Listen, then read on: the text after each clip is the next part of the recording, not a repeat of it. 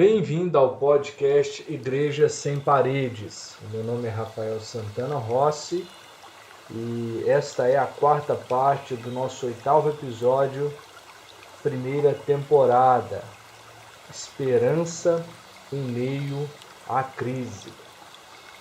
Lamentações, capítulo 3, versículo 24, diz assim: A minha porção é o Senhor, diz a minha alma, portanto, esperarei nele.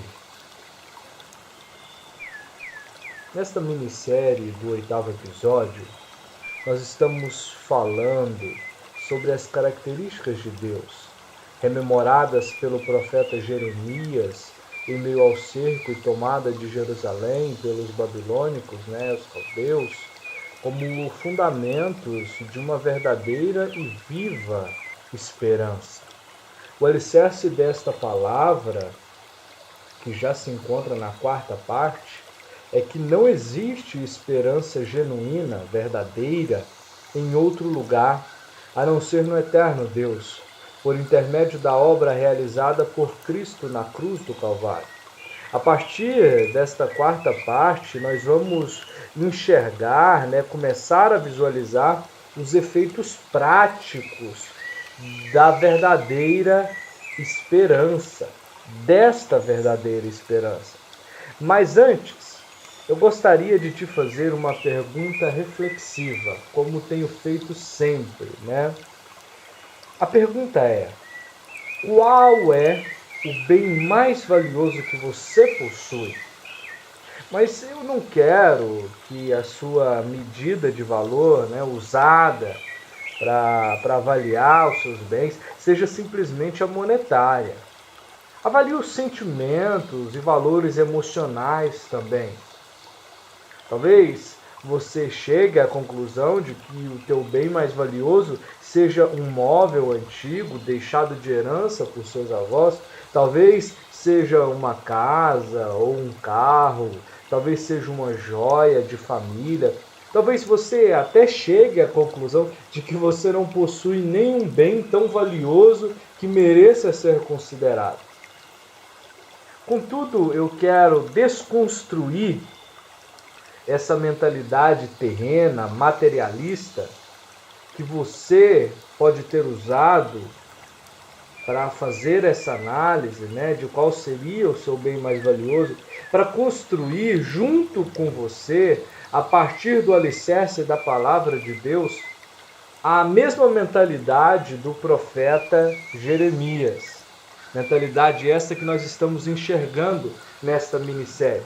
Se você conseguir entender que só a misericórdia do Senhor em Cristo consegue te manter de pé diante de todo o pecado que destrói a humanidade, se você conseguir compreender que a compaixão de Deus nunca se acaba, sempre se renova, de modo que Ele está a um arrependimento de distância de você, se você conseguir assimilar que a fidelidade do Eterno é perfeita e que Ele será sempre fiel ao propósito da graça existente nele mesmo, em Jesus e no Espírito Santo, para poder te reconduzir de volta a Ele, livrando-o da condenação do pecado e de suas consequências, você então conseguirá medir o que você tem com a mentalidade de Jeremias e chegará à inerrável conclusão de que o bem mais precioso que você possui ou que você pode possuir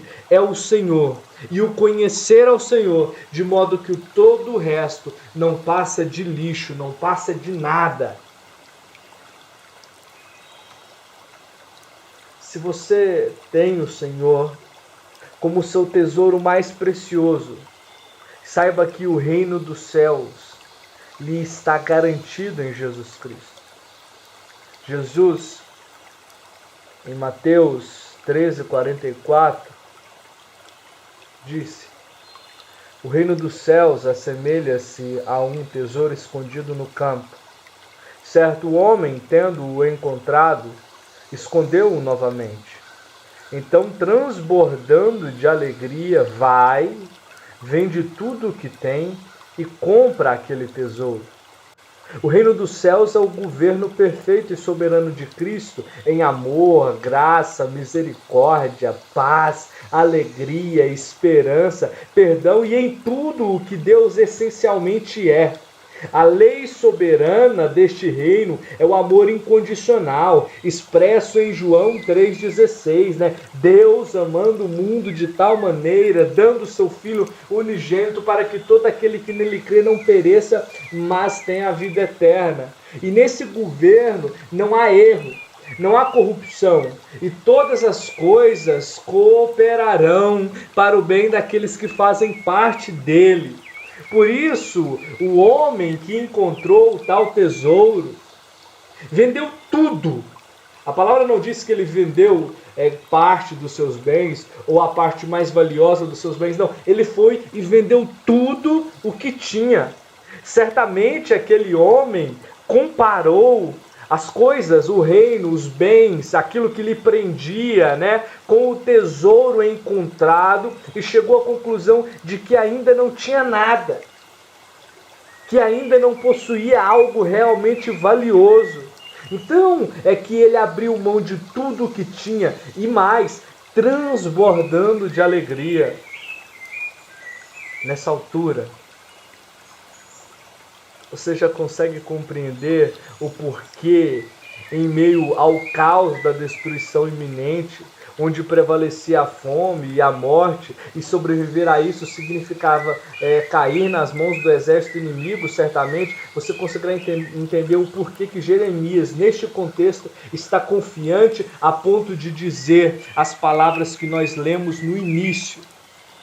A minha porção é o Senhor, diz a minha alma, portanto esperarei nele. A tendência do ser humano é esperar naquilo ou naquele em quem confia. O homem que não tem Cristo espera nele mesmo, porque confia em si ou na própria capacidade humana. O resultado da esperança desta forma é sempre a frustração. Todavia, a esperança no Deus que é misericórdia, que é compaixão, que é bondade, como nós vimos nos 2 episódios anteriores, não conhece impossível. Essa esperança não conhece impossível, não conhece limite.